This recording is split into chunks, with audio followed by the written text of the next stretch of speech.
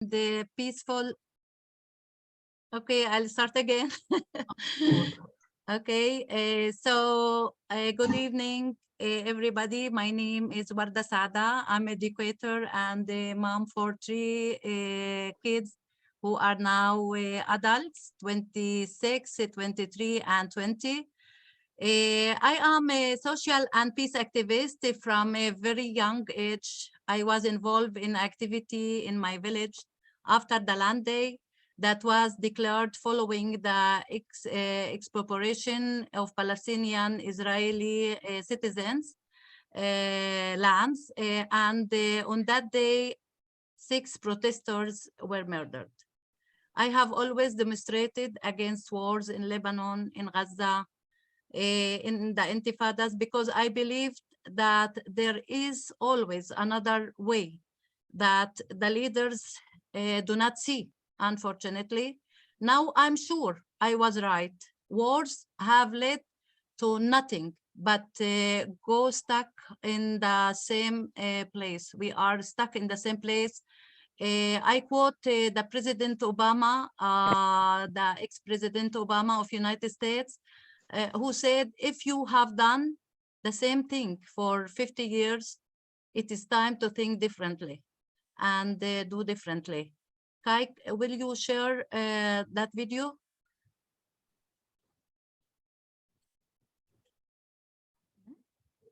Share voice, please. You should try something different if you want a different outcome. For me, peace equates to one other word, which I know very well what it means. It's equality. Okay, ciao. What I know deep in my bones is that if you've done the same thing for 50 years and nothing's changed, you should try something different if you want a different outcome. The same could be said of Israel, Palestine as well. Oh, I see. Wow, it's a small area. Yeah. For me, peace equates to one other word, which I know very well.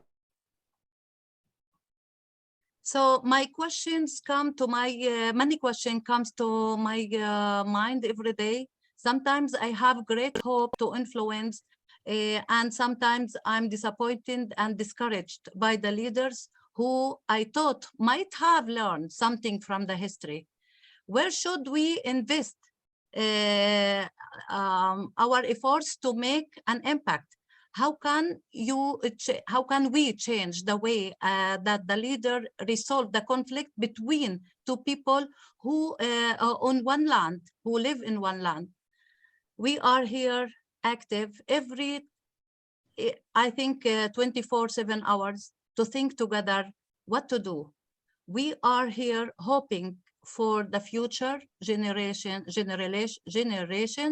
not to suffer what we have already suffered or what we have already gone through. Our group, Israeli and Palestinians for Peace, is one of the examples of this hope. And we here in this group and in other groups that will represent in this evening, will talk about how we can see our dreams come through through our activism, our visions, and our being together. I will invite Morisela, who is the founder of this grassroots movement, to speak. He is from Tivon. He is a father of 3 young adults. Will tell us how his dream also drove him to create this group, and our dream together to build a very big community of having a peace together. Okay, Mori. Thank you, Warda. So wonderful to have you all here in this special day. It's the International Peace Day, and we have here representatives from around the world. You will see them throughout the evening. And about myself. Oh yeah, wacht even. Yeah. Moment. Yeah. Oh. If you can mute, please. Thank you. Yeah. I'm muted. Yeah. Okay. So I started the Israelis and Palestinians for Peace as a movement. We started actually in Clubhouse, and we created a group there. We have more than 1,000 people on Clubhouse, and then I created it on Facebook, and now we have close to 5,000 people on Facebook. And the reason is to create a forum for communication between Israelis and Palestinians online. It all started about 2 years ago when I in Israel, we call it, the token was dropped, Nafalia Simon, when I actually realized that we cannot continue like that. The conflict is been going forever, and I want to do something to change something. So I thought, what could be a useful things for people to do to promote peace? I joined Combatant for Peace. I joined Standing Together, and I liked the way that they had meetings between Israelis and Palestinians and talking about issues. The challenge there was that it was limited from a physical perspective, because, you know, how can you meet a lot of people and from different locations and often when you have to meet physically in the same place. So I thought it would be lovely to have something like that online. And my vision was to have a group on Facebook that is very active and weekly Zoom meetings. And that's exactly what we developed and built together. I'm so lucky to have Warda join me in managing this group. And we also have 10 wonderful moderators that help us do that. And today we are actually the most active Facebook group that is related to the Israeli-Palestinian peace. We are the most active one on Facebook. We have about 3,000 active users and 300 posts per month. Very, very active group. With that, again, the vision is, this is not the vision to just have meetings and talks. This is not a vision. The vision is really to become a grassroots movement that could impact the situation, could actually help drive change in this troubled area. I believe that me as an Israeli, we need to drive more and more Israelis out of their couches, out of their homes, to actually be more active and try to change the situation. We need to do a lot of education to our own team, our own people. And I think on the Palestinian side, we also need a similar movement. So that's my hope, that's my vision, really, to have a peace here in the Middle East, whether it's a one-state solution or two-state solution. I love both solutions because I think both of them would be much better than the current situation. And so what we need to do is to basically demand our leadership to come with a solution, whether it's this or that. I don't care so much. What's important is that we stop the fighting. We'll have dignity and liberty to the Palestinians and good life and economy for everybody. So thank you, everybody. And Warda, why don't you take us for the next Yeah, thank you, Mori. I'm so pleased that we work together, and I hope that more and more people join us as moderators and as supporters. Now, if we speak about solving the conflict, which is, I don't know if we can call it conflict between suppressor and oppressor and oppressed, but we can say that it is a conflict about the land. I will ask Kai to show us a Gazian kid who will talk by itself about the situation. I want freedom for the population. 2 million prisoners living in this location. Who you see right now is a 13-year-old rapper from Palestine. I bomb back with my lyrics and rhymes, living the times trying to break the Palestinian mind. With nothing but heavily distracted buildings as his music video background. Imagine being kicked out of the only house you ever known. We're praying for our souls while they're preying on our homes. And definitely with no ordinary lyrics. Mothers mourn, frightened with grief. White sheets covered by his death lie on the streets. And so get ready, because today we will answer what happened to this boy that at the age of 13 he has such strong feelings about his country. Yeah, I know, I'm just a kid, but being one is astounding. This is the empowering story of the brave Palestinian kid rapper MC Abdul.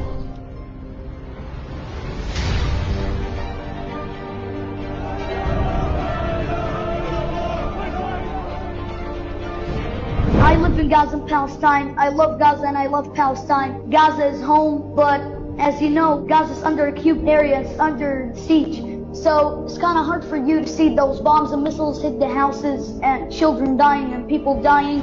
Knowing the situation of his country, even with his young age, he knew he couldn't just stay silent. I wonder how does the fighter pilot sleep at night, knowing he can turn the city upside down all of a sudden, slaughtering families with the push of a button. And you can't help but feel so heartbroken seeing a young boy like this. 3 wars of my lifetime and I'm only 11. The 4th war in my 12th year. At this stage I'm numb, though I haven't feel scared. There's nothing I can do in this case to stay safe. I'm brave, even though this house could be in my grave. Because this is not just some talented kid. It is a kid rapping about his own trauma. Cause my only mission is to make people listen. Palestine's been occupied for decades, living with limitations, pushed down by the occupation. Telling the world the story of his family. Cause the same thing happened in 48. My grandparents got evicted and forced to move away to the refugee camp in Gaza. No, nothing has changed. They can never return, so that's where I am today. And as you see by now, this brave child doesn't only do it for himself. We'll see what the future holds. My life is on the line, right behind the bullet holes. Looking at my baby sister, is this something she deserves? Growing up in a world where she's not treated the same, denied the right to live free because of where she came. He does it for his sister. My sister couldn't sleep, tried to stop her cries. I said it was fireworks, I was telling her lies. He does it for his brother. Huddle in the corner of my room, trying to protect my little brother as the building shakes like it's possessed. For his father. My dad risks his life outside to buy bread. For his auntie. My auntie lost her home, so she lost her life. And especially the reason why I hope you help me share this video is because he does it for all the people of Gaza. I want freedom for the population. 2 million prisoners living in this location, shouting at the wall, but nothing is ever changing. That's life under an occupation. And so going back to our question, what happened to this boy that at the age of 13 he has such strong feelings about his country? I'm just a kid. I don't even understand what politics is. I'm just rapping about peace. I wish that the peace could be in all of the world. I want my message to be spread to the largest number of people through rap and through music, because music, as I said, is such a powerful thing. Think about this, everyone. This kid is only 13, and yet he makes more sense than many of our adult leaders in powerful positions. This young kid understands that war doesn't truly benefit anyone at all. And he doesn't even need to understand politics to care. He doesn't need a degree to justify violence and all the geopolitics. And so, Nightfam, I hope you help me share this video to spread his powerful message to the whole world. Listen to the kid from Palestine, spreading peace and love since the age of just 9.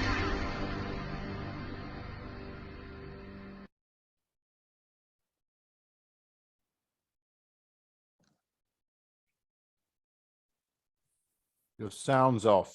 I can't hear you, Wada. So thank you, Kai. I think this video speaks by itself about the situation of every Palestinian kid. I think also Israeli kids need also to feel safe or to feel hope by being together with the Palestinian people, even if it's sometimes sounds far away. In this room also we have Mrs. Miwa Tamamoto. She is Japanese and currently living in the Netherlands. She is a Tao Shiatsu therapist and a member of International Peace Network, the Flame of Hope. In her room, there is also many people who are sitting. Hello, everyone who are sitting and watching us. I hope you also will join us next meetings in Zoom. So please, Kai, share.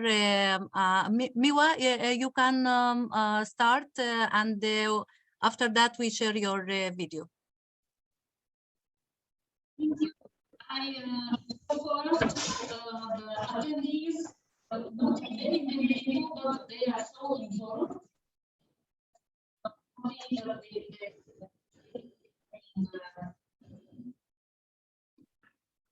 Okay, Miwa, we saw you. Hello, everyone. I think your voice wasn't so clear, so we just welcoming you. Yes, yes, sorry. Yeah. Now it's better, right? Yes. Okay, so I just want to show this one too. Do you see it? Yeah, good. Very nice. Yeah, I found this. I can't speak, I can't hear, I can't talk, I can't listen. Stop this. Stop this. I can't hear, I can't see. See no evil, speak no evil, hear no evil. Yeah, thank you, Mark. So my wish today is stop this, stop this, stop this. So let's talk and see and hear. And okay, now just quickly 2 lines about Flame of Hope, and then show the video. Yeah, the Flame of Hope is unified the historical and sacred flames existing as a world as one, to bring the whole humanity together, that we are never be divided. And if we stay together, we can change the world, transforming the trauma and also ending suffering and create the new future, the peace, a new reality. That's all about the Flame of Hope. Thank you. You can show the video. It's Thank you, Miwa. 5 minutes. Thank you. We are happy that you are also a part of this event. In Amsterdam, there is now a week of peace, and they celebrate the peace day, the peace week, not the peace day, International Peace Week. Yeah. Okay, share voice, please, Kai.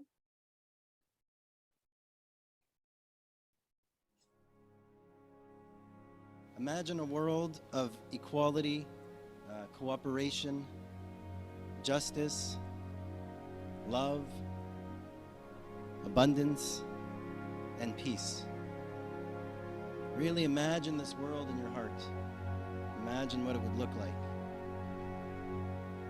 And now believe that this world is possible. The eternal flame represents the desire to realize this beloved community.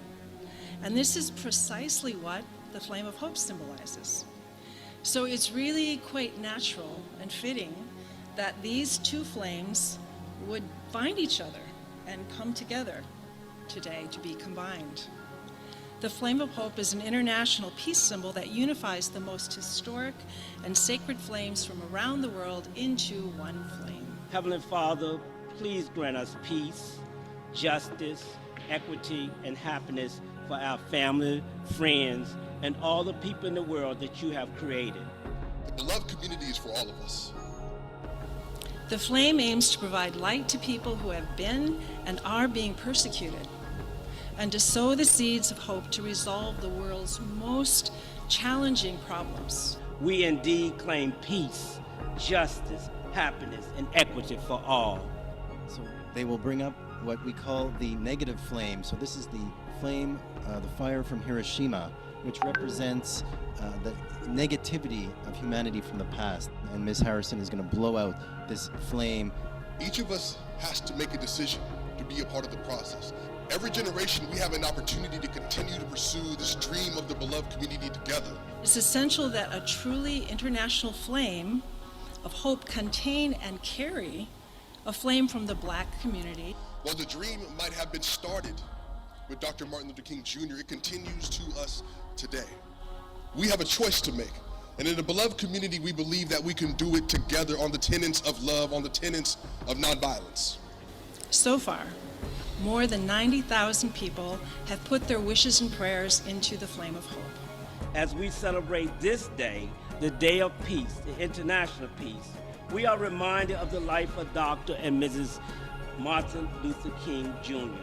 and ask that you give us strength to carry on their dream, to continue to make a difference in the lives of God's people.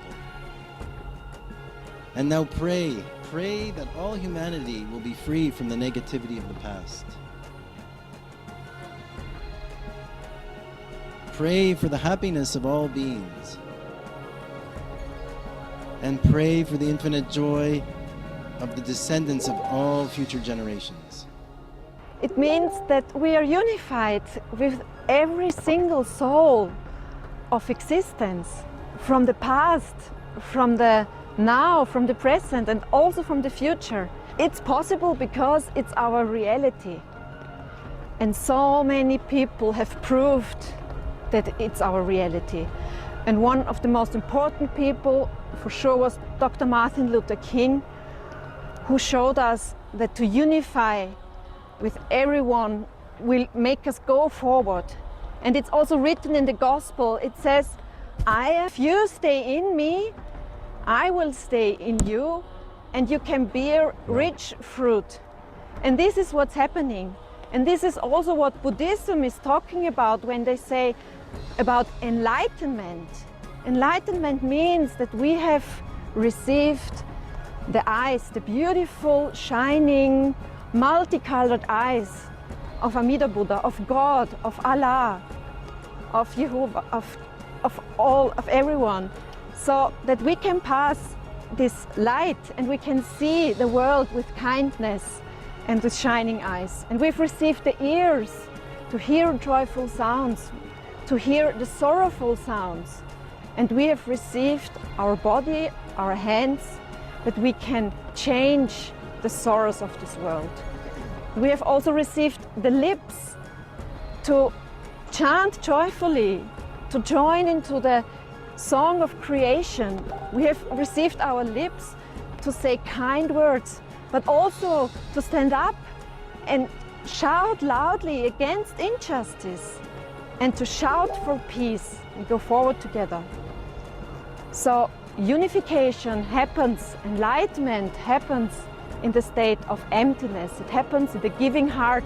So we can all join together in being warriors of hope and go forward together.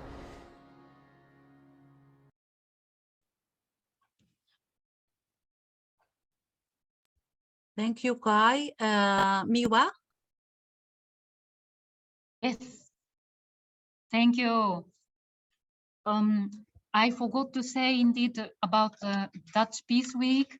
This week, end of September, almost all Dutch cities do celebrate the Peace Week. So this is in the frame of the Peace Week. We joined this meeting. Thank you so much, Warda, so make it so special. And thank you so much. So let's, I introduce the Mr. Hamburger, is it okay? Of another Jewish sound. I tell just shortly, Mr. Jaap Hamburger is the chairman of the foundation Another Jewish Voice or Sound in the Netherlands. And he is born in Holland, south of Holland, and he put all his effort for the justice for the Palestinians. And what I read in his interview is to have a critical opinion on Israeli policy against Palestinians has nothing to do with anti-Semitism. Then I thought I will write to him for the campaign. So he will now tell what is his activity, also his organization. Thank you. Thank you very much. Welcome. Thanks. It's a little bit unexpected.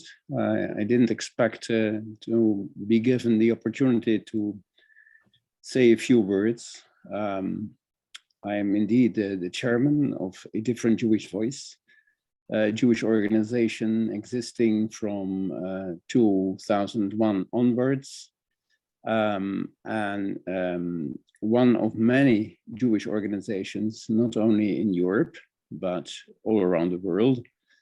Probably many of you do know Jewish Voice for Peace in the United States, or in England, Jews for Justice for Palestinians, but also in Canada, Australia, South Africa. There are these Jewish organizations that are in favor of full human rights for Palestinians, collectively and individually. And that the importance of this, of course, is that the Israel lobby, I do not say the Jewish lobby, but the Israel lobby, because many of those are just Christian Zionists and not Jewish people. But the Israel lobby makes us believe that if you are Jewish, it's self-evident that you do support the state of Israel in everything it does. And for us, as a Jewish organization, it's almost the opposite. If you are Jewish and if you cherish Jewish values, you can't but be against almost everything Israel does towards the Palestinians, because it's just a matter of equality, human rights, collectively and individually, as I said. So being Jewish for us means being behind the struggle of Palestinians and not opposite the struggle of Palestinians. It means being opposite the state of Israel and not being behind the state of Israel.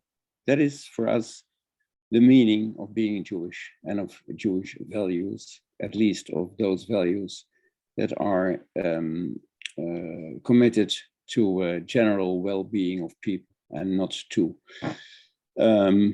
blood and soil. Well, that is in general what my organization stands for, what I stand for, and the meaning of a meeting like this for me is to see and encounter so many people who have more or less the same opinion. I don't say that we are all in 100% the same idea, the same ideas, but we are at least people of goodwill and staying behind the idea that Palestinians are just another how you say that, another incorporation of what we are ourselves, just other human beings with equal rights. So I think that if I continue, I will starting repeating myself. This is what I have to say. This is what you hopefully will understand and what you are in favor of. Thank you very much for this opportunity. Thank you, Mr. It's our Mr. Hamburger. It's our honor that you join us today, and we hope that you will join us later. Mori, I think Rafa didn't join us yet. I believe she has a problem with the internet. We will see if she can join us later. Now we go to the young people. We are all young here, but the more youngest people in our group, she is from Germany and the founder of Let Them Speak, an organization that reflects on the role of outsiders to the conflict. Antonia Pifair, I hope I said your name good. I'm very pleased that I met Antonia. It was by chance. She called me to hear my voice about the conflict. Let her speak about her organization and what she thinks about.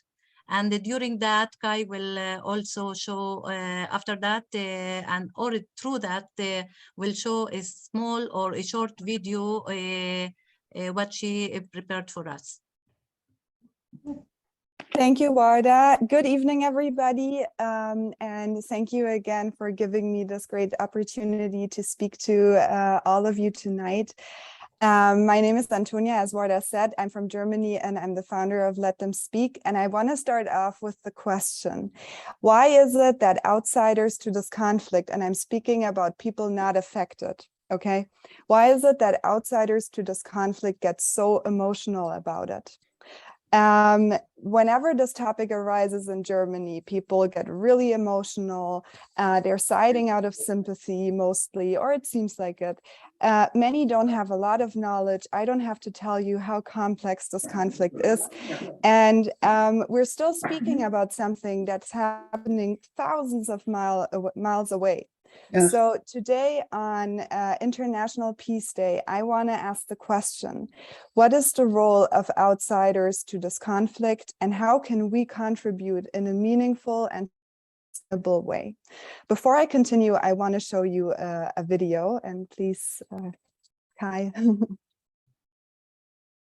If they want to help us solve the conflict and not to make a profit out of our conflict, they should be pro-Israeli and pro-Palestinian, not to present things in their narrative. We don't want any state to enter in our region. The first thing people from abroad who want to get involved here need to remember is listen to us, to all of us. I'm not talking Israelis, I'm talking like people who actually have to live this conflict. These movements and these activists, Germany activists and other country activists, coming here in Israel and actually causing a harm. I think outsiders can help a lot if they are involved in hearing the two narratives. So all of these were participants of my project, and the message is pretty clear.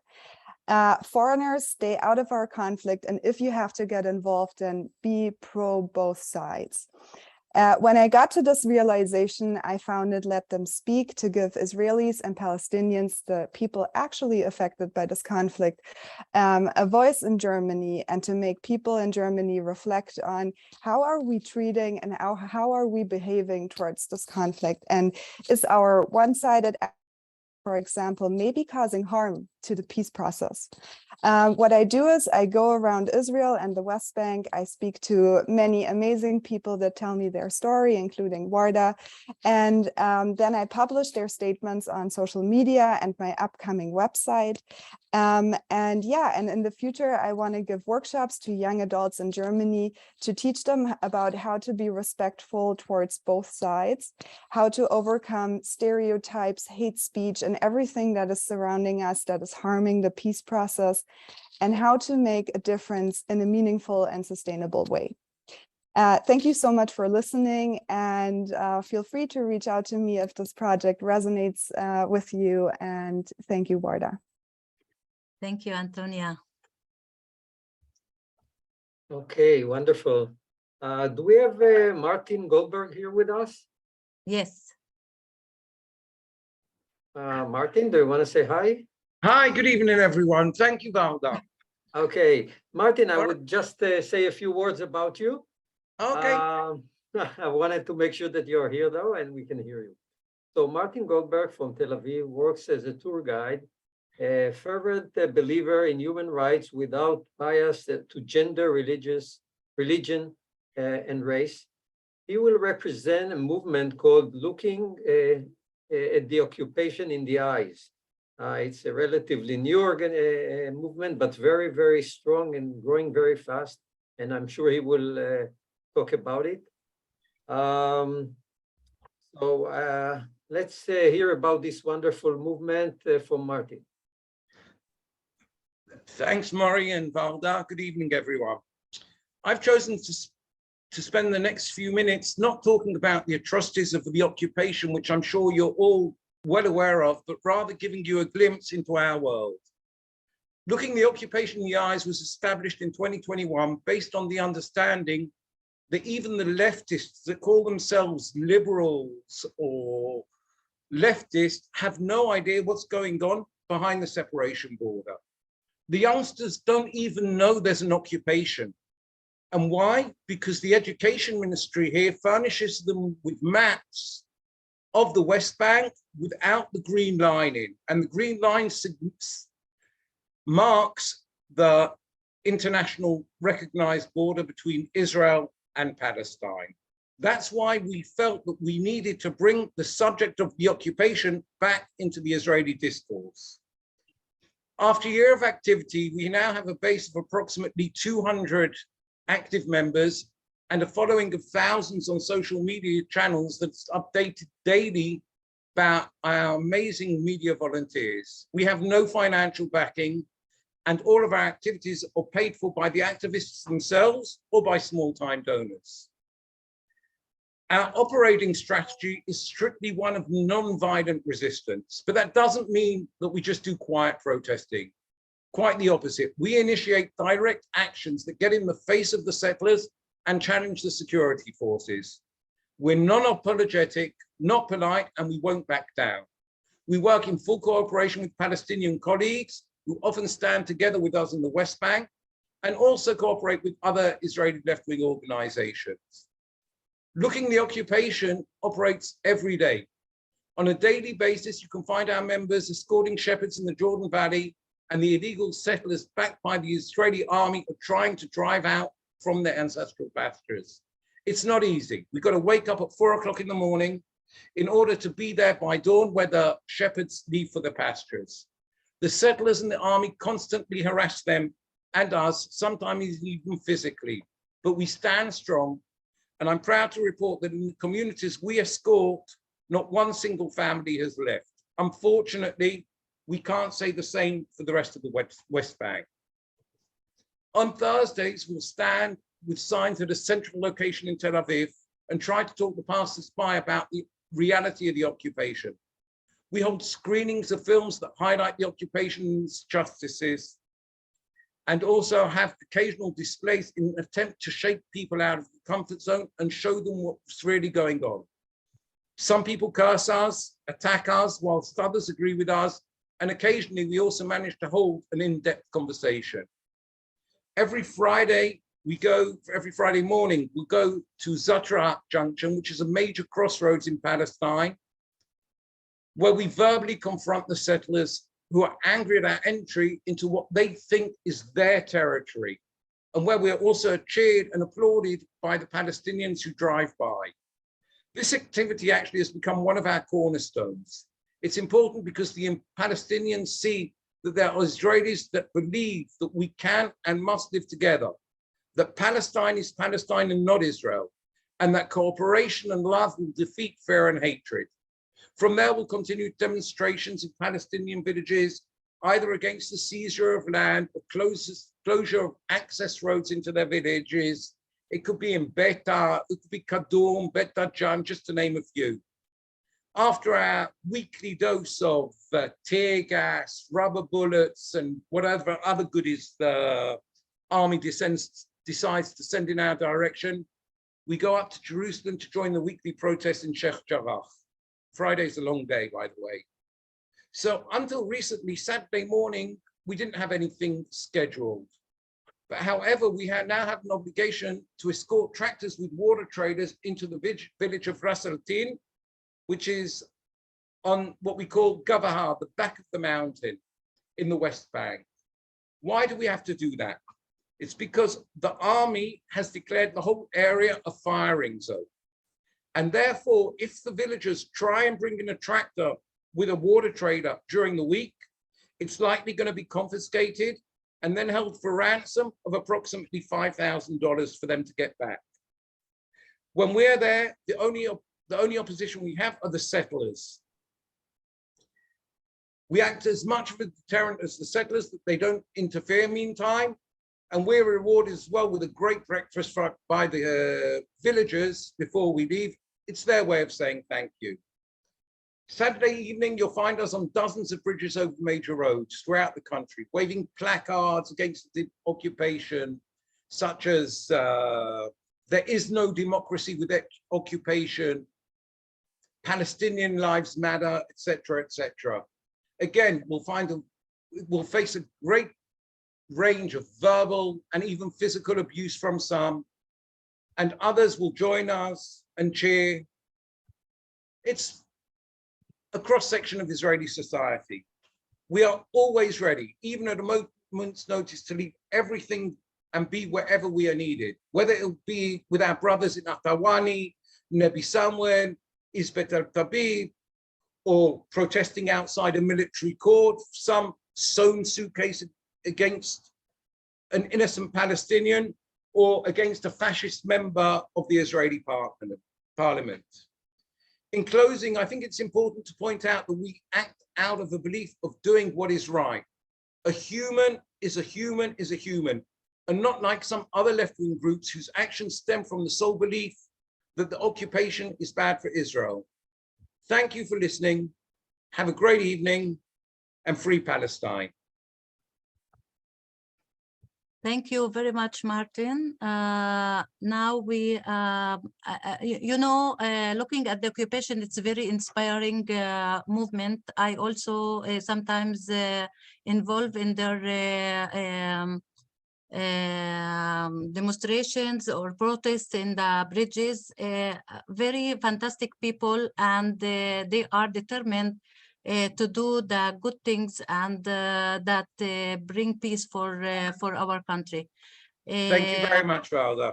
Thank you. And here is also Guy who lead this Guy Greenfield, who lead this hi Guy, who lead this Hirschfeld. I have a problem. They know always. Everybody know no, that I have problems with names. Very close. Yeah. Guy Hirschfeld. So, hi, how are you, Guy? And Guy already asked me to be in contact with Antonia. So I will send you the number of Antonia, and I hope that you will share activities and different peace things towards peace. It was supposed that Lynn will say now. She wasn't here, but I asked your, permission to give Lynn to speak. Lynn, hi Lynn, because she wasn't in online. So now Professor Dajani let Lynn because she is going to sleep. After that, she is 13 years old from Hebron province.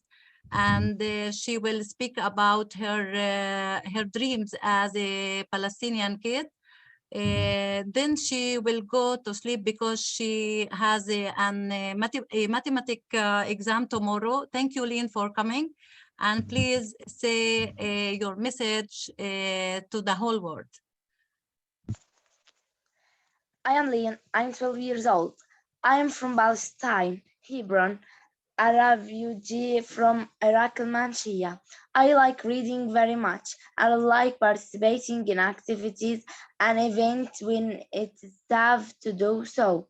As a Palestine child and like any child in the world, I dream for living in my country in safety and security and to live my life freely.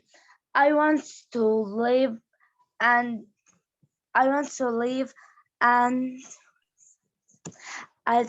safe and imagine and calls for the future without being hindered. by the gun of an Israel soldier, well may be of age and has the same dreams, my dreams. I wish to leave my house without fear of terror and live my country without bearers of skittles. I want to sleep the long night and feel safe in my sleep without fear of waking up without face of Israel soldier wreaking havoc on my things. I will never forget my favorite collection of stories that they turn up for me one night during the station. I want to sleep the long night and feel safe and peaceful and not be afraid of losing our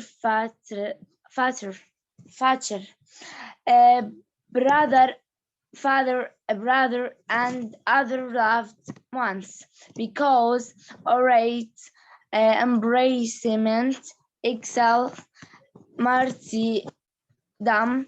I hope that my suffering and that of the children of Palestine will stop under the science occupation of killing and abuse.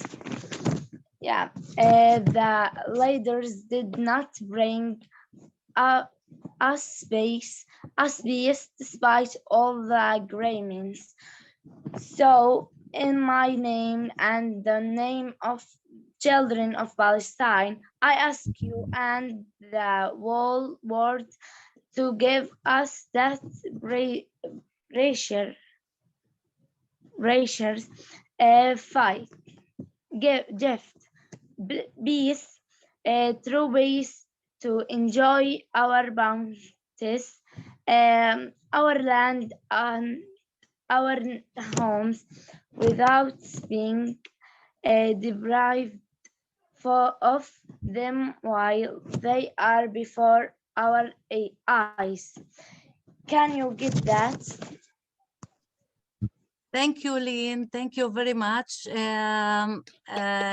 Lynn really wrote this letter in Arabic. I tried to help her translate it to English, but it is, you know, it's her words and her emotions, and she promised to be with us as much as she can. Despite that, her mother told me that she used to sleep at 9 p.m. every day, and today she gave her permission to stay more time because she believed that maybe we can make a change and help her be a part of the change that we will do it together. Thank you, Lynn, again, and hope to see you always. Lynn, you and your friends, please invite everyone, and we can always help in even in translation, and make also translation to English until you will be very very good in English. And yeah, thank you very much, and come back again and go to sleep now. Okay. Thank you. And now we have Professor Dajani. Professor Dajani, many of us know him. He did an amazing movement called the Wasatiyya. He is from Jerusalem. He is a peace activist with 2 doctorate degrees. He established the Wasatiyya movement in January 2007 to advance the cause of moderation, reconciliation, and peace. تفضل Professor Dajani.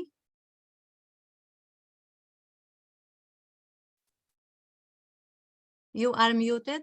Yeah. Thank you. It's a pleasure to join you. I have been part of the group before, and I get encouraged by seeing people talk about peace, because every time I speak about peace, I feel that as if I'm talking in Mars or in Jupiter, and people are not listening, or they are not. But fortunately, that there are peacemakers, and there are those who want to make peace and feel the need to make peace. But it's a difficult task. The Bible says that blessed are the peacemakers, for they shall be called son of God. And in 1781, Ben Franklin wrote to John Adams, saying, blessed are the peacemakers, is, I suppose, for another world. In this world, they are frequently cursed. Unfortunately, this is also true today, that we are not only being cursed, but being ostracized and being labeled as normalizers, or labeled as traitors, or as collaborators. And that's where that's what makes the difficult tough. And but however, we are moving on, and despite all what we see, we believe that there will come a time when we will win. And this is an optimistic view, but it is the future. That's why we do not let the past and the present be an obstacle to our future, because the past is past, and the present is laden with conflict. However, it is the future that we look for, and we learn from other experiences, similar as in Ireland, when people never thought that there will be agreements or peace. And then the Friday Agreement was signed. And so it was something new.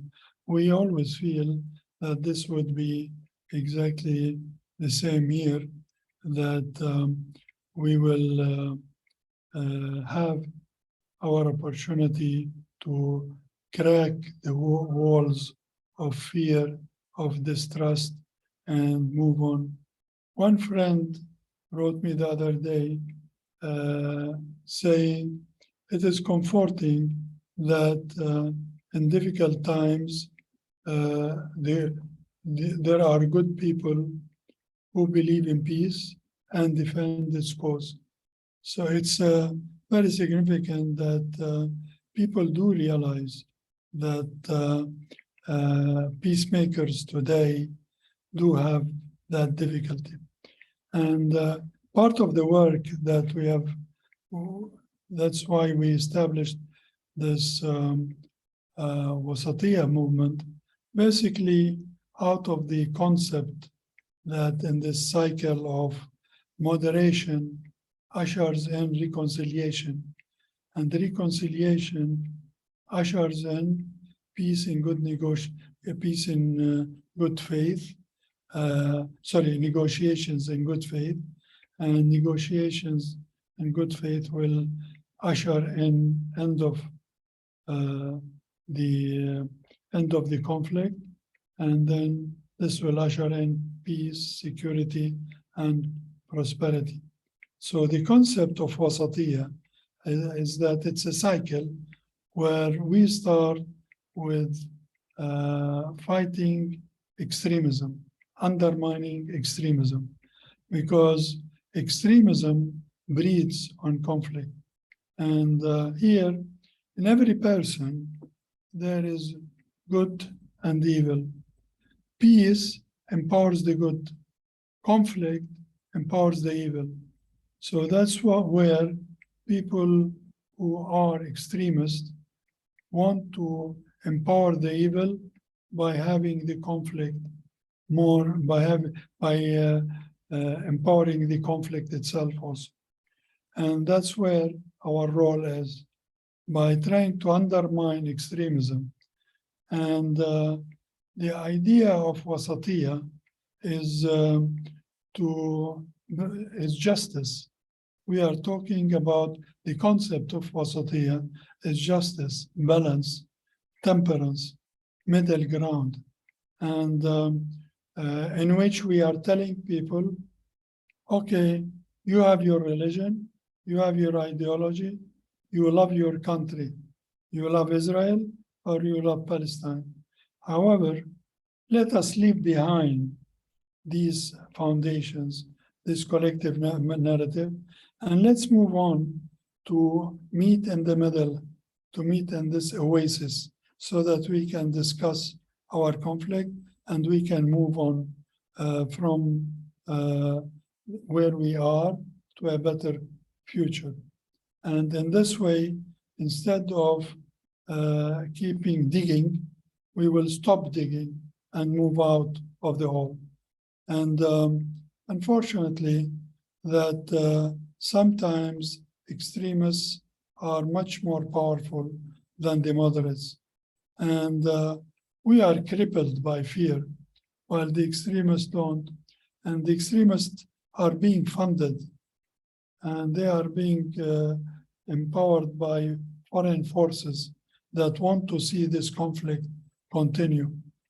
I feel very sad that when I look at the Israeli elections, I don't see one politician having the courage to say our agenda, our platform is peace, reconciliation, and negotiations with the Palestinians so that we can end this conflict.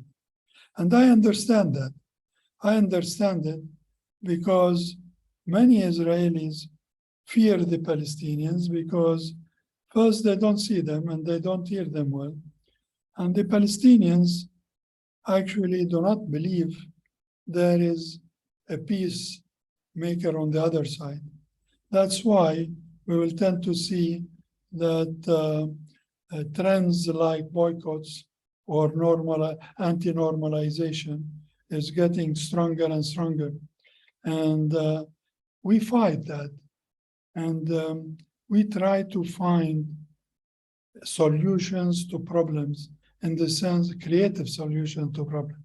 So that's why when they label us as normalizers, meaning traitors and collaborators, we respond by saying normalization to empower the occupation is bad. Normalization to empower the peace camp and peacemakers is good. So that's where you have to make that distinction. Also, when you are talking about Israel, don't look at Israel as one unit and to keep saying Israel is apartheid, Israel is this, or to demonize Israel. Because in Israel, as in Palestine, there are extremists and there are moderates. Same thing in Palestine. There are extremists and there are moderates. And then the extremists on both sides collaborate and empower each other. And that's why we, the moderates, we need to do the same. We need to empower each other. And what extremists do in Palestine are done in order to empower the extremists in Israel. That's why when being asked, what do you want to see for the future? They would say, we want to see Israel demolished and Jews leave, go home, wherever they came from, and this is Palestine. So this message, they want to send it to the other to bring fear of Palestinians, of the moderates in Palestine. And that's why we have to understand the logic of each, how extremism works. And that's where we have to fight it. That's why we believe that Islamic extremism is an ideology. And that's why we started this Wasatiyya movement as an Islamic ideology, but for moderation. Because an ideology cannot be broken down except with a much superior ideology. And that's Thank you, where Professor Dajani, because we have limited by time and you have a lot of things to tell us. We put the link about Wasatiyya in the chat, so everyone can also learn about Wasatiyya. Thank you again. You really an inspiring Palestinian educator and activist, which can affect really the people from both sides. Thank you very much. Now, Mori. Okay. So next would be Moshe Chertoff, which is the co-founder and co-chair of the Israeli Palestinian Peace Symposium series. He lives in a kibbutz in the Western Galilee and is an activist in many social justice and peace organizations. He is also a member of the Meretz Party steering committee. So, Moshe. Hello. Hello. Hello to everyone, and especially to my co-chair, who's also participating, Fatima. So I'll start presenting. I have to be enabled to share my screen. Kai?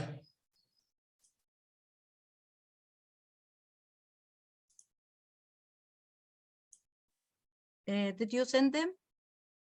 No, all I have to do is get to be able to share. It's disabled. Okay. Okay. Advanced sharing option. Yeah. Okay. Not yet. Now? Now we can do it. Okay. Very good.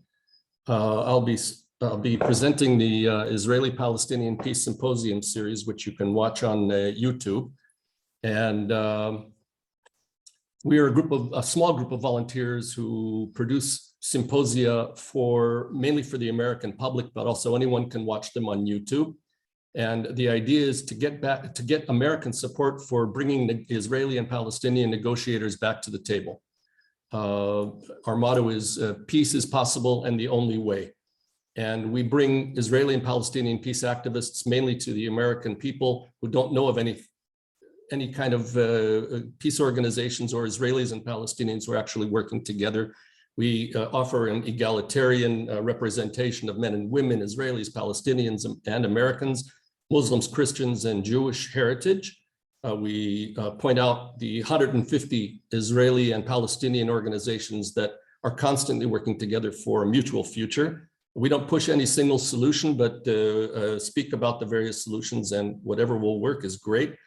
We were about 8 months in preparation, and then unfortunately a war broke out in Gaza, and there was intercommunal violence in Israel with our 2 weeks right before our first opening symposium. Here you can see, just as an example, we have a Presbyterian reverend, my American colleague in North Carolina, Joel Siegel, Dr. Alon Liel from the Hebrew University, Hiam Tanus from Women Wage Peace Organization. We often have them speaking with us. Here's Fatima, my co-chair. Michal Rosin is a member of Knesset. Zohair Bahalul is a former member of Knesset, a Muslim from my neighboring city. Our second symposium, we had an expert symposium of various people giving their opinions, which was led by Rabbi Michael Lerner, a leading rabbi in North America and the United States, and Rafa Mismar from the Palestinian territories. Our third symposium, we gave a special symposium from a woman's perspective, entirely produced by women. And we want to make sure that we offer that opportunity for women to have their perspective presented. Among the most important people here, Robbie Demelin, who I'm sure most of you know, and Lynn Feinerman also was one of the hosts. For our number 4 symposium, when Israelis hear about making peace with Palestinians, they have what we call a knee-jerk reaction, and they worry about Israel's security. So we brought in a whole panel, which included Dr. Warda here with us, Nimrod Novik, who was an advisor to Shimon Peres throughout the years, and Atzar Gusti, a very popular and well-known journalist and photographer. And we also brought in someone from the Palestinian Authority, and we actually addressed very well the whole idea of security. And by the way, we're not into blaming. We're not trying to, in fact, we do the opposite. What we try to do is we try to challenge people to talk about what their side has done to keep us from ending the conflict, and not talk about what the other side does. It's a different angle on it. We had another experts symposium, including Maury Sella, who's also here with us today.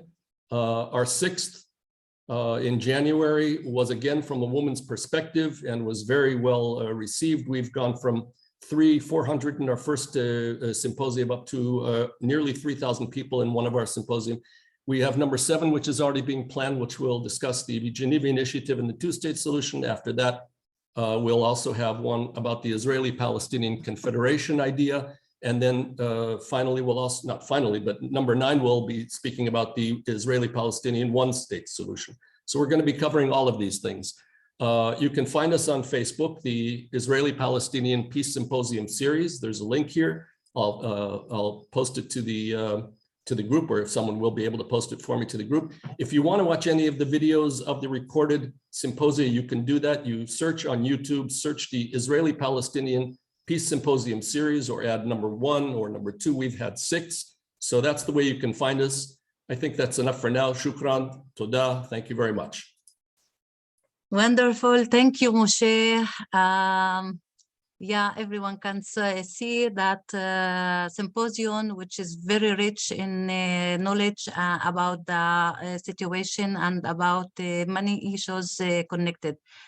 Now we are going to Mr. Mark McKenzie. He has been activist all his life in standing against neo-Nazism in Britain, fighting apartheid in South Africa also.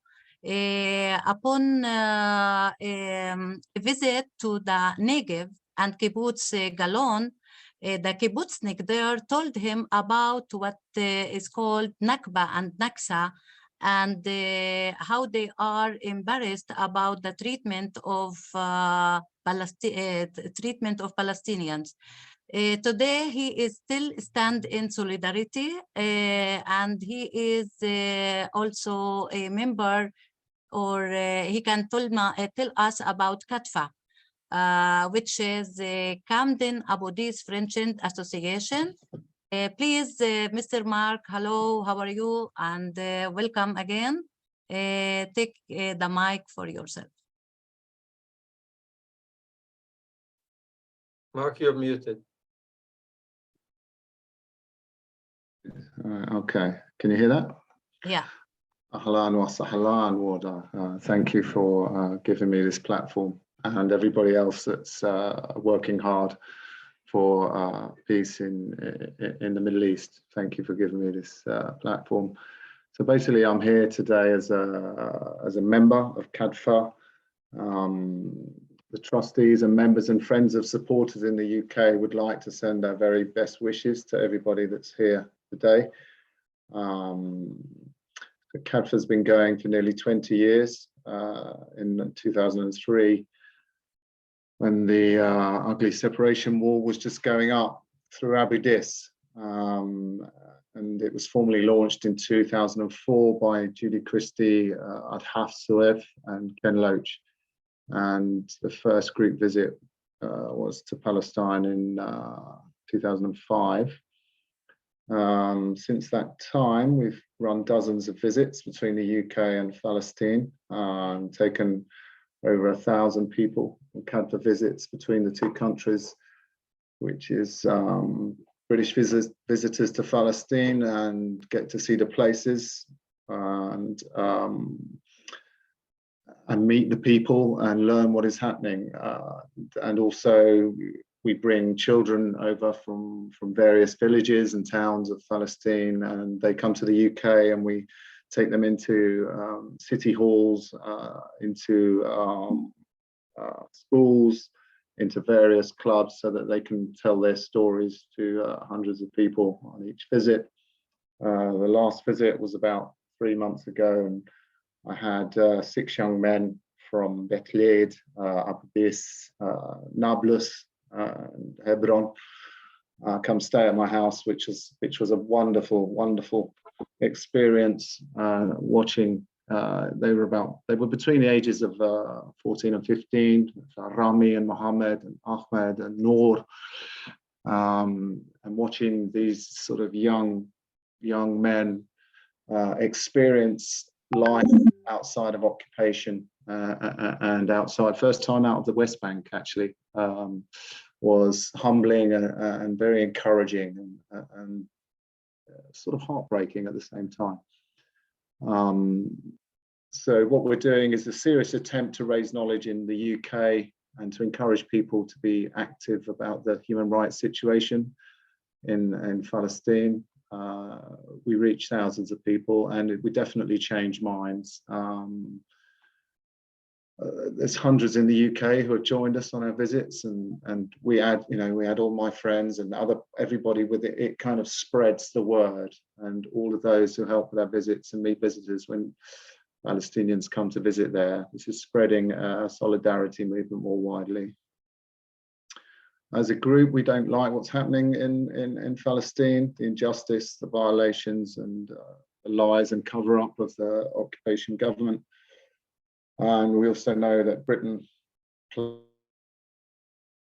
played a major part in the tragedy that is the occupation, and our government have never apologised, which I think they should. So if any Palestinians listening, I'd like to apologise for the British involvement in what happened in 1947. When we were setting up the link between Camden and ippeace, the people that I was just in Palestine actually a few days ago for 10 days, touring all over the place and going to schools and meeting with mayors of ippeace in various cities, and the director of the Aida refugee camp, and Marwan Barghouti's brother, and lots and lots of people, and lots of children. And the main message I got from everybody was, they had this real dignity, this real kind of stoicism about them, but what they wanted me to do as an outsider, as a Westerner, was just be their voice, be a voice for the voiceless, which is my crusade for them, of course. So we run exhibitions, we arrange speakers and demonstrations and stuff. And it's important, as people don't get the proper news in this country. So it's important for us to the BBC, the various mainstream outlets, even The Guardian, don't really, you have to go into the West Bank to see what life is really like for the Palestinians, and it doesn't get depicted truthfully and honestly on mainstream platforms in this country. We've run projects for teachers, youth workers, musicians, students, school children, women, and others. What I found very interesting was I went to the girls' school in ippeace, and one of the teachers was mentioning how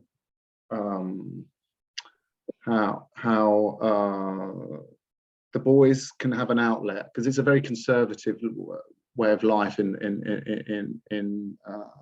the West Bank. The boys can go out, throw stones, do whatever they want, have a fight or whatever, and it might not be a positive way, but it's a way of getting out there, cathartic. It's a way of getting out there the darkness, or however you want to do it. But because there's almost this kind of culture of women should be seen and not heard, and then the girls find it more difficult to express whatever negative emotions that they are going through. These days, there's not just links between Camden and Abu Dis. It's we're extending it, and we're starting a new Building Hope project as we speak. We have a base in Camden, which is Nandita's Cafe Palestina. Her husband Rafaz is from Palestine, and we can feel that the awareness of young people and ordinary people in the UK is changing, although we still have a government that just completely ignores the occupation. So yeah, basically what I'm doing, what we are doing, is holding hands with our friends in Palestine, and it gives us a special strength. And we're proud to work with everybody, and proud to now be linked with Modi and Warder and everybody else within this group. My last part of the journey was here as I was in the airport, and I was drinking in Ben Gurion at a bar, and I started talking to these young Israeli guys because they saw my Palestinian scarf, and they'd both been in the army, and immediately it was like, I blame Hamas, I blame Hamas, and I bought them a couple of drinks each, and basically we got past that wall of fear.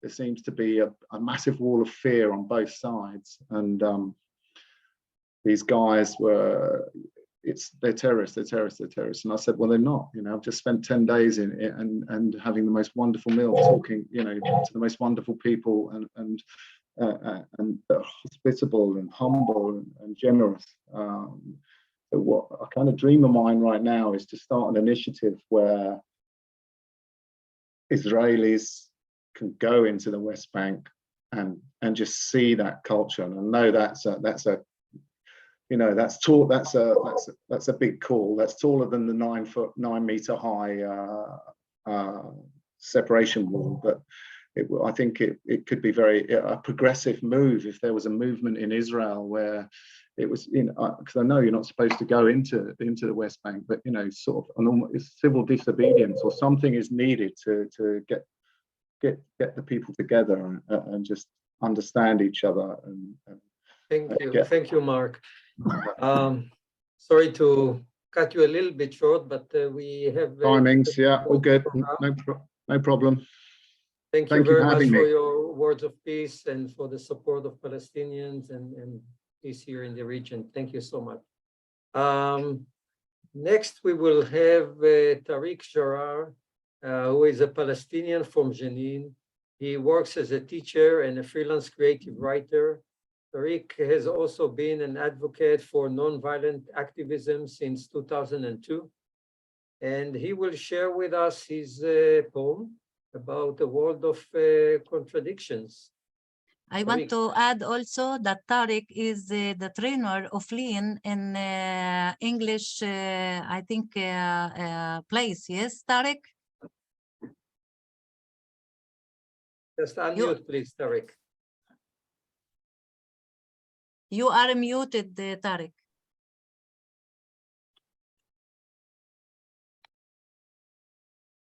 Hello? Yeah, hello everybody, how are you?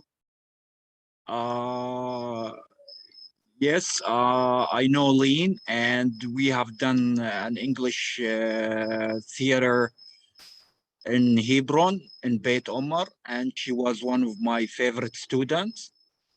And I have a poetry I would like to share with you. It's very basic, and I hope you enjoy it.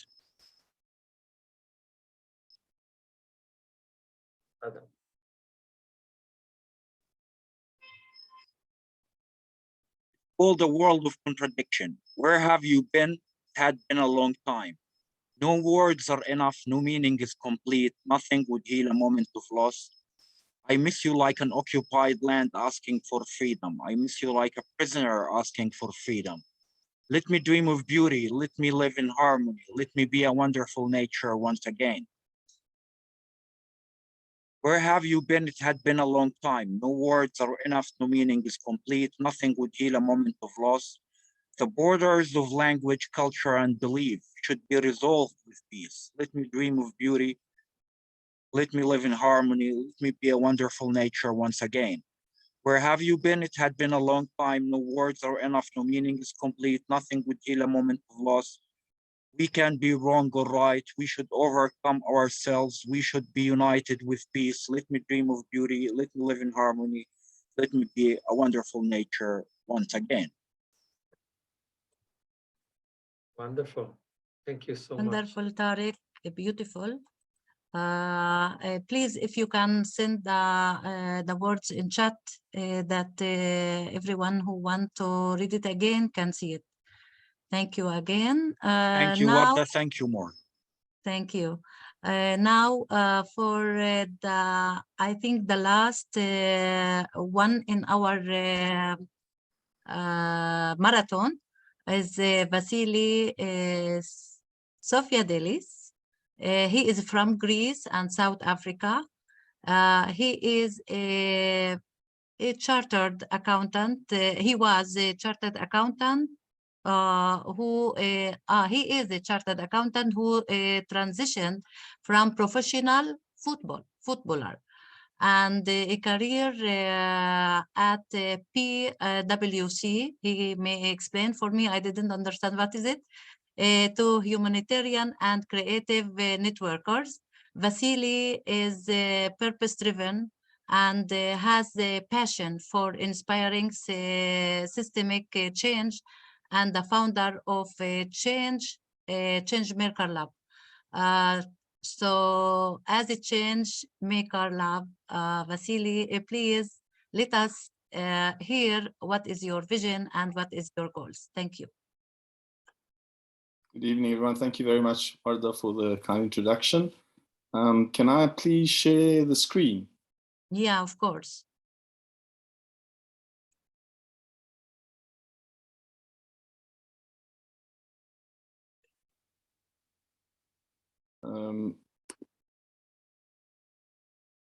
I'm not seeing the option to be able to share it. Maybe you should click the more option, but you should have it. Okay, try again.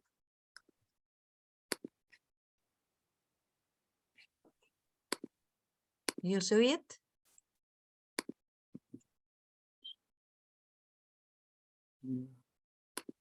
Vasily is supposed to have a green button. Sorry, it's thank you, Avi. Green button in the middle. In the middle at the bottom. Yeah, thanks, guys. Got it.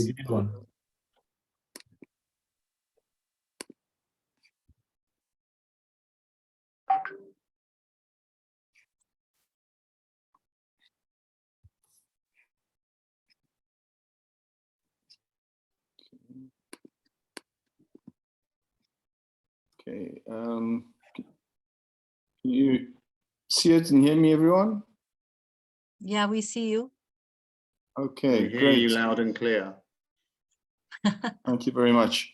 Okay, great. So thanks again for the introduction. As Warda said, I'm the founder of, sorry, just give me a second.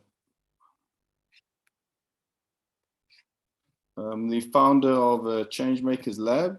Changemakers Lab, it's ecosystem builder and civil society, ecosystem and civil society builder. We use social tech entrepreneurship and digital skills as tools for integration, and we advocate for the above mentioned. My background, I'm a South African Greek, which means I grew up in South Africa to Greek parents. And in 2015, with the refugee crisis, I moved to Greece in 2016, and we have been working on building bridges between different between communities. The theme of, I just want to start to say that the theme of this year's International Day of Peace is End Racism, Build Peace. And on the opening paragraph, it says, but achieving true peace entails much more than laying down arms. It requires the building of societies where all members feel that they can flourish. It involves creating a world in which people are treated equally, regardless of their race. And 2 quotes from Nelson Mandela, just briefly, is no one is born hating another person because of the color or background of his skin or his religion. People must learn to hate, and if they can learn to hate, they can be taught to love, for love comes more naturally to the human heart than its opposite. And the next quote, which he mentions, and I'll just quickly read that as well, is peace is not just the absence of conflict. Peace is the creation of an environment where all can flourish regardless of race, color, creed, religion, gender, class, caste, or any other social markers of difference. And I'm really proud to be with this group and to have heard all the presentations, to be amongst peace builders. What Mohammed had mentioned, today's more difficult than ever with the increasing fear and how people are responding. To raise your voice is really difficult. So to be amongst fellow people that are fighting for this cause is really inspiring. I'm just going to quickly go through the work that we've done on Lesbos. This is working in partnerships with companies, SAP, and where we took women and refugees. We first trained locals and empowered locals to then work with refugees. So building bridges, bringing diverse people together for a common cause, meaning empowering through digital skills that embrace this transformation that's happening, and also for social entrepreneurship is what we've been advocating for and what we use. Here you can see the people that are trained at the back. There's Greek ladies training some refugees. Going into public spaces, Mark had mentioned about this initiative where he spoke to the Israelis in the airport, and I couldn't agree more. Creating these initiatives where you're bringing people together is invaluable for systemic change, and it's critical that we start doing this. Just this picture is we went into a refugee camp where locals refused to go, but upon going, they literally, you could see the switch happening in their minds. And I think it's critically important for us to create the enabling environment where people can be inspired and start their own initiatives by us creating those platforms. I just put this picture here because this is the tech park in Ramallah. So there's already great initiatives, and how do we work with them? When people come together is where we create magic, and this is when the people from this group, meeting them in person and connecting I really find invaluable experience. For me, it was a life-changing experience and build solid memories because of this group. So again, invaluable memories are created through this. Over here, we did a workshop where we had people from Israel and Palestine come together on a common cause of supporting children with special needs. Again, we're creating some other area of interest that brings people together, invaluable. And this was one, I'm not going to talk about the details of here, but it was an unforgettable experience, and the friendships that were created were amazing. Just it's almost at the end. I put this number 66, and it's an olive tree. I know the olive tree runs throughout the Mediterranean, but I put that 66 because last year, I think, and this is how I got involved with specifically Israel and Palestine, started looking more into it. But last year, 66 children, and all children matter, but I'm putting specifically last year in May 2021, 66 children were killed in the conflict. And I'd like, as an initiative, for us to be planting olive trees that remember these people. And because olive trees, you plant them, you're planting for the next generation. And because it's a symbol of peace. And second last slide is, I was in Ramallah and Nelson Mandela statue was there. And one of his quotes was to say, we know too well that our freedom is incomplete without the freedom of the Palestinians. And I do want to say, I grew up, I'm sharing just briefly, as a racist in South Africa under a system that taught me, not through school books, but through actions, to be racist without recognizing it. And it's taken many years to change. So for us to challenge ourselves, to question, but most importantly out of all of this is to lose the fear, because it is fear that makes us respond in a negative way. So just to Mandela's just to remember what Mandela's message is, that the human heart is there for love. So I think that is it from my side. Thank you to everyone for your attention. Amazing. Thank you very much, Vasily. Thank you, Vasily. Thank you. Wonderful. So now we will have an open discussion for about 10 minutes or so. In order to allow for a few people to talk, not just one, we will limit it to 2 minutes maximum per person. You can choose to speak less than that, but please not more than that. So first would be Avi, and everybody else who wants to say a few words, the words of peace or any feedback about this event, about the group, feel free to come up and raise your virtual hand. Yeah, Mori, before we start discussion, because some ask me what is the next. So the next, after the discussion, we have a collective mediation that Flame of Hope will lead it. And then we have another 8 minutes for closing. Thank you. So Avi, you have your hand raised, and anybody else who wants to talk, please raise your virtual hand. Go ahead, Avi, please. Yeah, thank you very much, Mo. I just want to say that these days I'm very much involved in trying to convince the Palestinians, the Israelis, to come and vote in the next election. I think it's very important. I know many of them are very desperate and think they have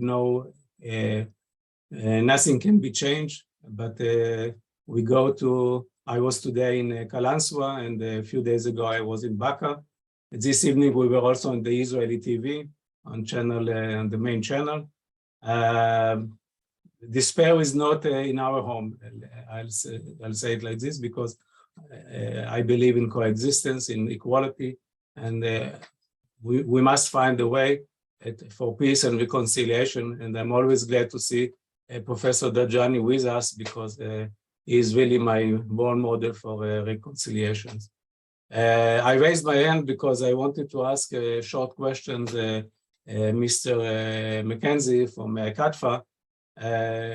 I'm a little bit I'm impressed from what you are doing, but are you involved in any Israelis and Palestinians meeting together? Because I think this is the key to make a change. Doing work only in one community doesn't bring us more hope. So are you involved or no, or just Palestinians? CANFA works with Palestinians, yeah. A personal initiative would be to get Israelis to visit the West Bank. But I see more oppression in the West Bank than I do in Tel Aviv or anywhere else outside of the West Bank or Gaza. So my energy is for the people that are being subjugated and subordinated. So I'll end my short part. I think you missed the main point, but that's your business. So that's okay. I think there are a variety of ways to promote peace, and I think the more challenging part is how to bring people who are not involved to become more involved, and even more difficult is how to change opinions of those who don't believe in peace to become a believer. So, yeah, I think he thought that he has an initiative to bring Israeli young people to visit the West Bank. It's very important. And in the other side, that I'm as a Palestinian and I live in the West Bank, and I see the differences between the two societies. And I think most of you agree with me that when people live without hope and without initiative to promote their futures, sometimes they will not agree also to meet the other side. So to make good situation expression good feeling, it helps also in promoting peace. And I think one of our initiative also to bring Israeli young people to visit and to meet Israeli Palestinian young people. Thank you, Avi. I think you also missed the point about that thing, I think, and because you also very impressed when you go to Palestinian side and visit Muqata'a and Palestinian leaders also. Okay, who else? I think Martha? Martha, are you still there? I think she just stepped away. Yeah, she is here. You're muted still.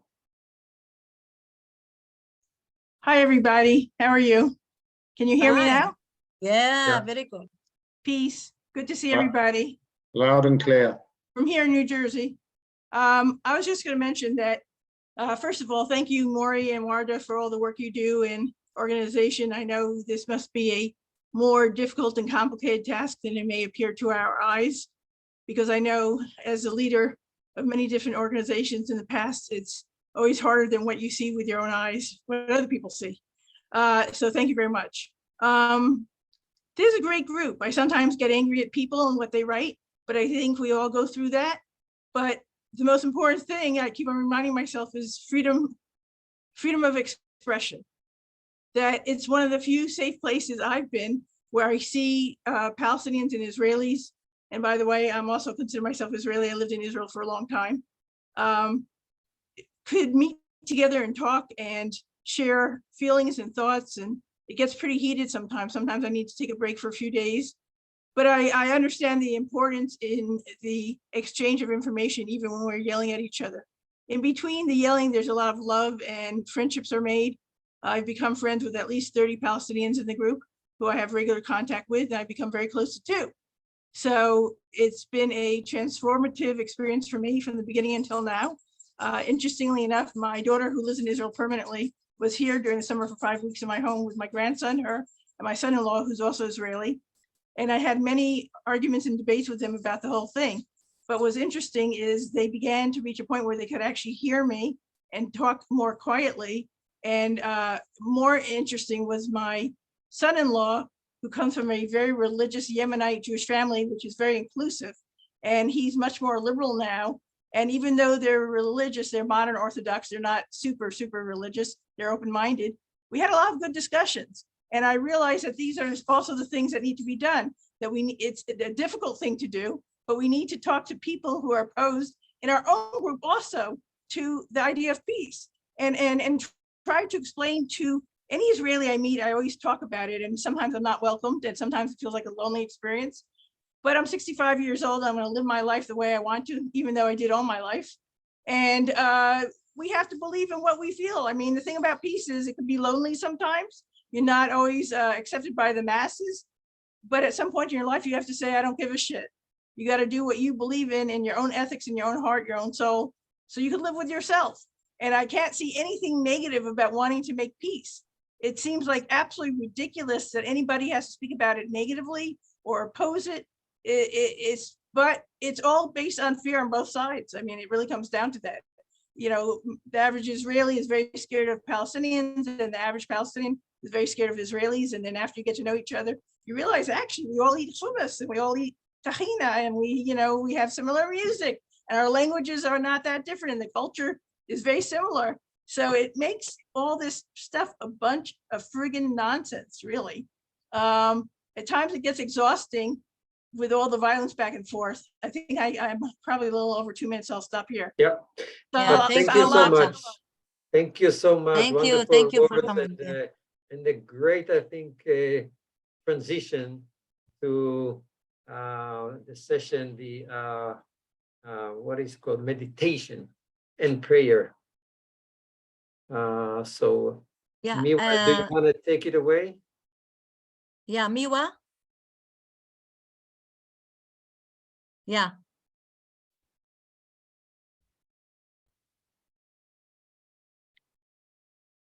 I thank you so much. Indeed, it was a little bit pity, not much time to discuss actually, but it was really amazing to have different people, different organizations come together.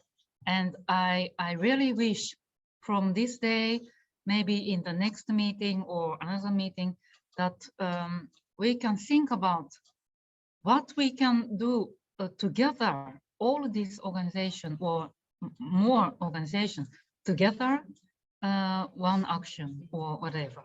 So that I hope it can be the seed of that working together. Yes, and then I will pass to the meditation. Yeah. Yeah. Let's see how it goes with the flame of hope.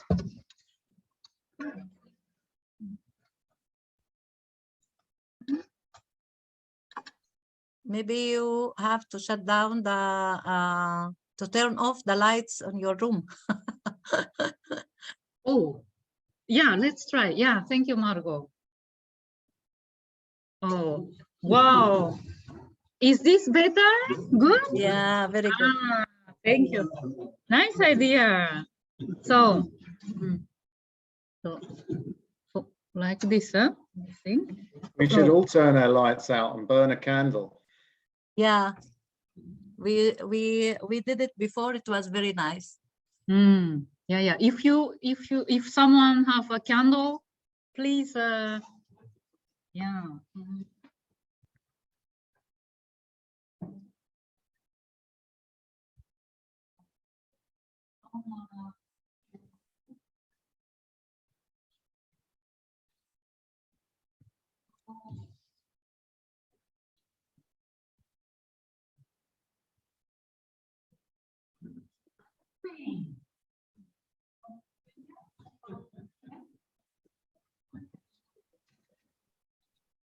Oh, sorry, I'm back. Yeah. So thank you so much. Now we pray together to create the new future. And just before starting, I tell some of the flame is here. What kind of flame is here? The atomic bomb dropped in Hiroshima. There was a flame kept burning for almost 80 years. This is also inside. And also the flame of eternal flame of Holocaust, Yad Vashem. There is also the peace light of Bethlehem, of the Nativity Church. Also peace light of Lourdes in France, or Assisi, St. Franciscus of Assisi, was this year.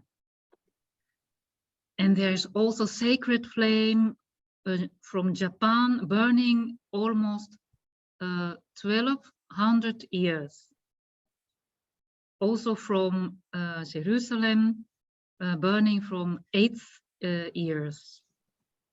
So the last one I will mention, the eternal flame of the Martin Luther King Center.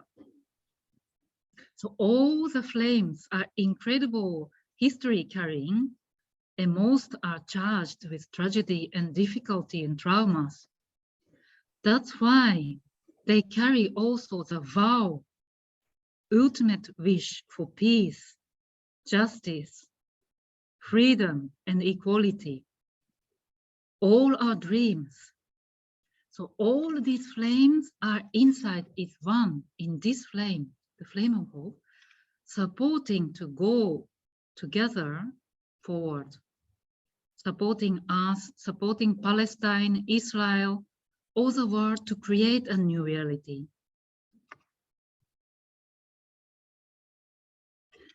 So now let's begin.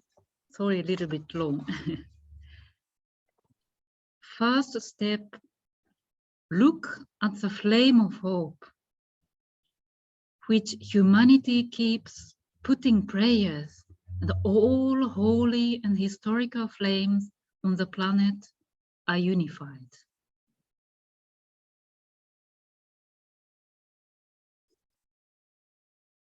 Feel and visualize the flame of hope in the deep, deep inside of yourself, as it is the appearance of your ultimate wish and hope for the future. Then feel that this internal flame of hope is a light of the spiritual sun, the light from the spiritual world that enlightens and embraces all creatures,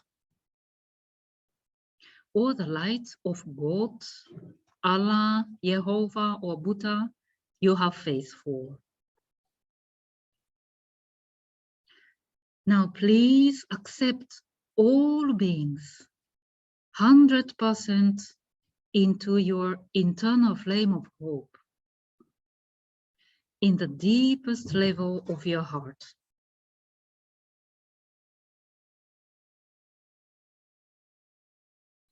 Pray and visualize that all beings are touched by this spiritual sun, the light of the universe, and be free from all negativities,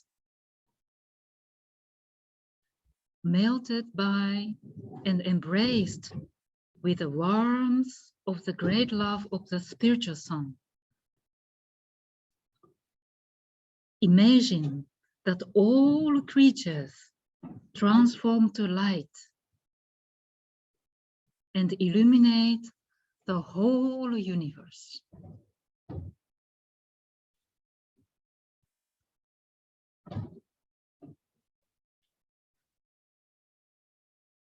Is it okay? This is the practice.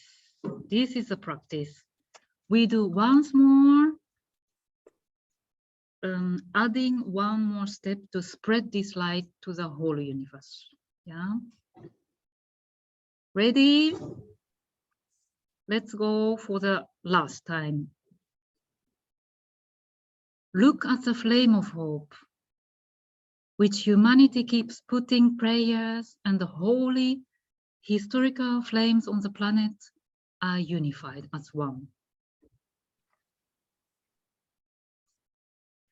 Feel and visualize the flame of hope in the deep, deep inside of yourself, as it is the appearance of your ultimate wish and hope for the future. Feel that this internal flame of hope is a light of the spiritual sun, the light from the spiritual world that enlightens and embraces all creatures, or the light of God, Allah, Jehovah, or Buddha you have faith for. Now, please accept all beings 100% into the internal flame of hope in the deepest level of your heart.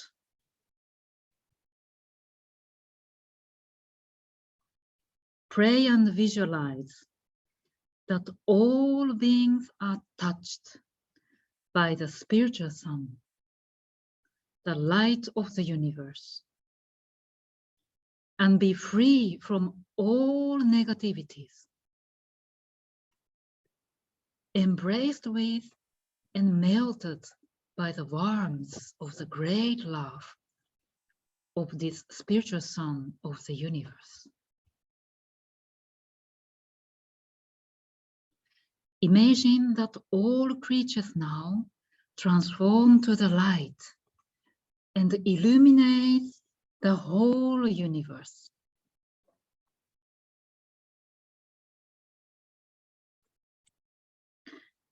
Now we do one more step together. Now please light the flame of hope in other people's hearts who are now with us in this group.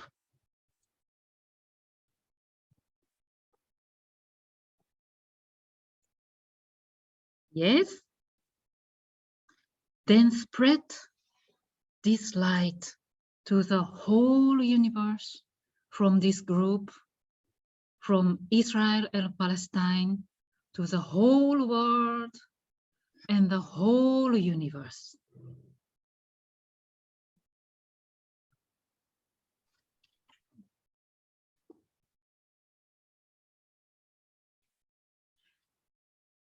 Thank you so much. Thank you. Thank you, Miwa. This meditation we can put also on the post or something. Thank you. Yeah, it will be very good.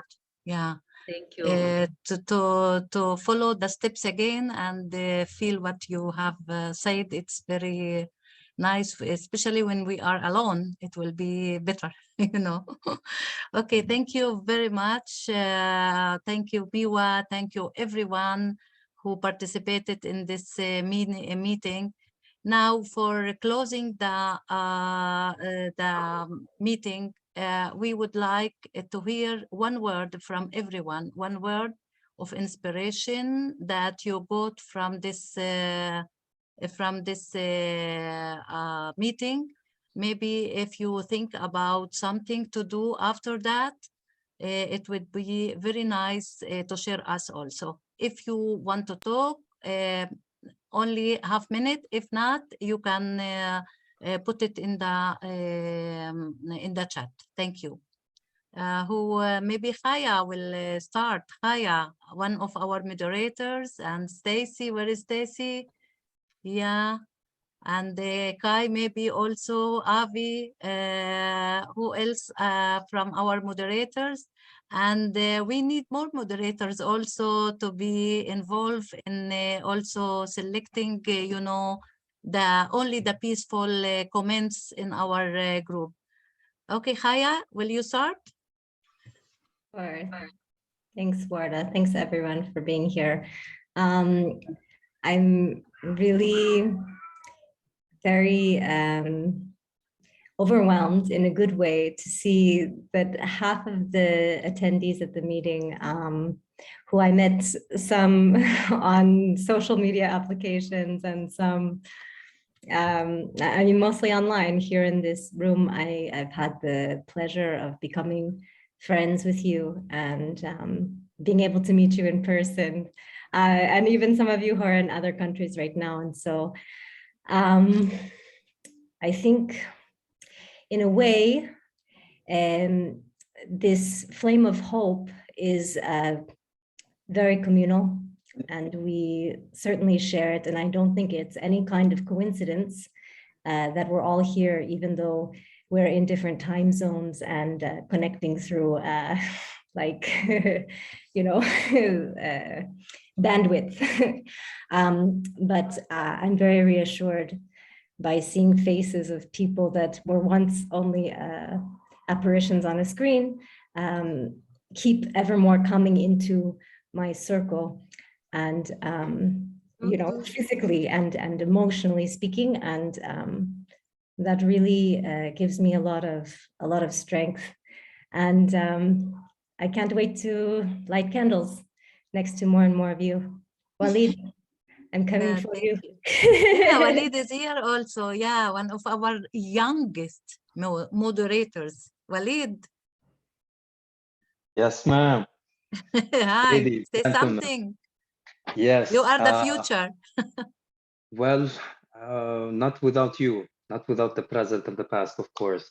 Greetings to everybody. This has been a privilege, an honor, honestly, to be amongst such very reputable characters and individuals who are prominent peacemakers who have spent most of their lives doing this. I'm actually new to this, and taking part of this makes me feel that I'm part of something bigger, and it's such an encouragement, and it's a boost for me to keep on doing this, because I truly believe that we are on the right path.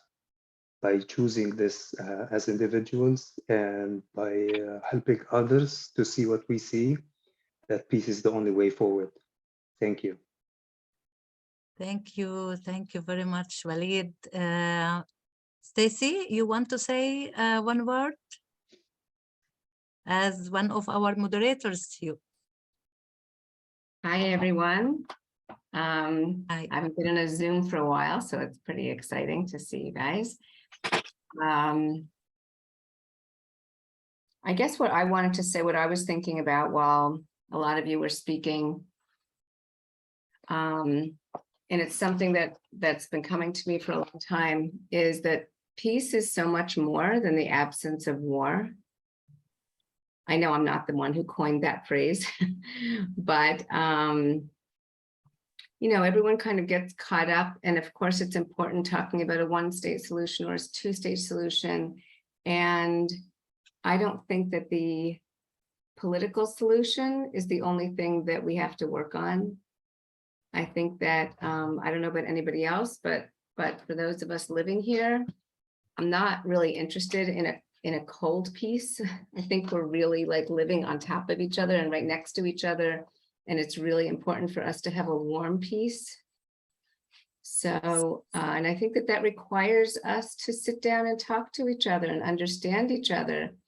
And that's what I've been doing more this year. And it's been really great to do that. And it's been difficult. It's really difficult, and it's difficult to kind of sustain it and to keep going with it when it feels hard. And I think it's just like the inspiration of you guys that really helps me to keep going when it feels like it's just too much. And so one of you, I think Chaya told me, you know, if it gets too much, you can just back off for a few days or however long, and then you can like build yourself the strength to like come back, because it's not always easy to do what we do. And today I went to Women Wage Peace for the first time. There was an event in Jisr al-Zaqqa on the beach, and it was just, you know, it's just amazing to be able to go to things in person and meet people who Jisr al-Zaqqa. Right, that that place.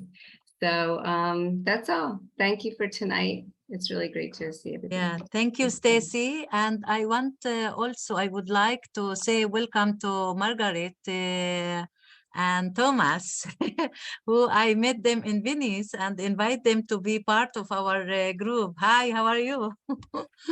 Yeah, it's wonderful to be part, to come and be part of our group, and really I'm very excited to see you. So if you want to say one word, because you are new and here, and we went to see what impression you have from our meetings. You are muted, Margaret. You are muted again.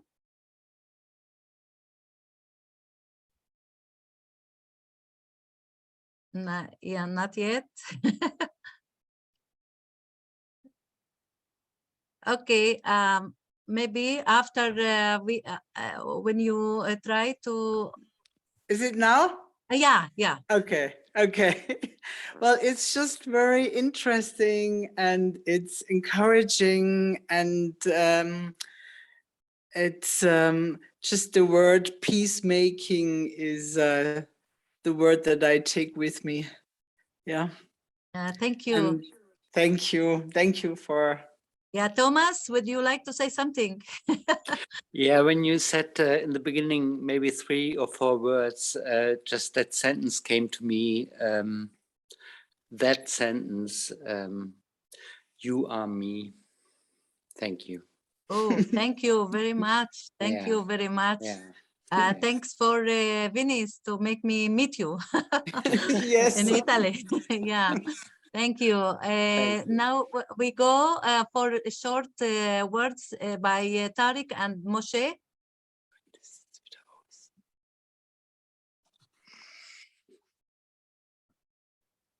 we know that we are after after 11, so we will not. We are, you know, as we say in soccer, we are already in the you know what it's called, the Zman Overtime. Overtime. Extra time. Extra time. Extra time. So please be very brief. Thank you. Yeah, can I speak, Maury? Yeah, Tariq, please. Go I ahead. think there is a contradiction, a normal contradiction in every oneself or in every identity, and whether it was the Israeli, Jewish, or American, or whether it was the Palestinian or Muslim. Now, my point is, where there is love and hate, peace and war, revenge and forgiveness, we choose love, we choose peace, and we choose forgiveness. Thank you. Thank you, Tarek. Thank you. Moshe? Yeah, the word I want to offer is hope. And I want everyone who understands or believes that Israel holds the key to ending the occupation, to begin reconciliation, to understand, please, there is hope that if you support the progressive people in Israeli politics in our upcoming election, there is the possibility that we can actually start to end the occupation. 65% of Israelis believe that it is that they are willing to give up land for peace. Please support someone who can help make this change. Thank you. Inshallah. Thank you. Avi? Thank you. Yes, this is sorry. This Sunday we are going to celebrate the new Jewish year. I want to congratulate everybody with the Shana Tova, Shana Happy Tova. New Year, Sana Saida, New Year of peace and reconciliation. Salam wa musalaha. Inshallah. Inshallah. Thank you, Avi. Okay, I think maybe Sylvia, you want to say something?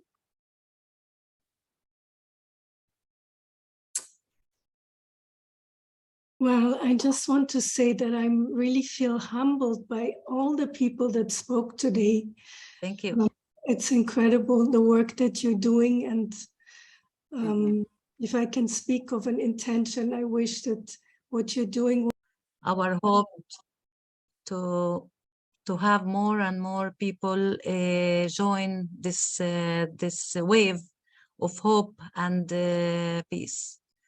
Anyone want to talk and to say the last? So I just want to say thank you all for joining us tonight. I know it's always, we can't take it for granted that people spend 2 hours on a topic. Some of you are abroad.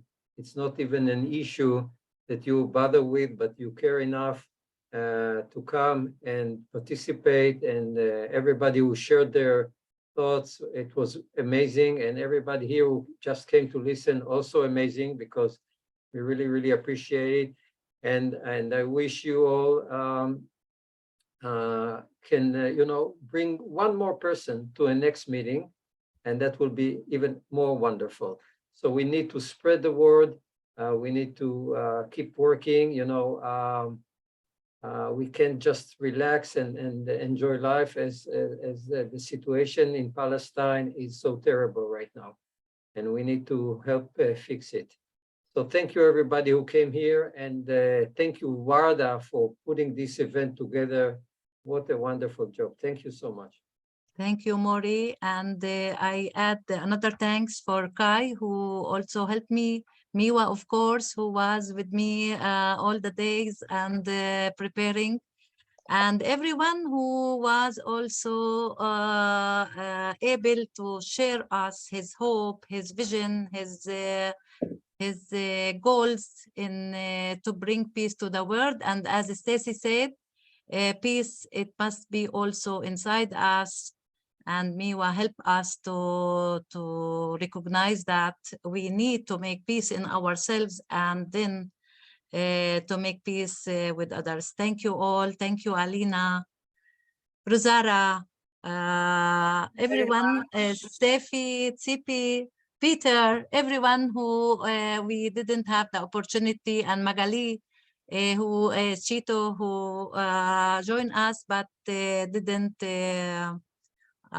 talk. Thank you again, everybody, and good night. And have a happy New Year next week. Yeah. Thank you, Warda. Thank you. Thank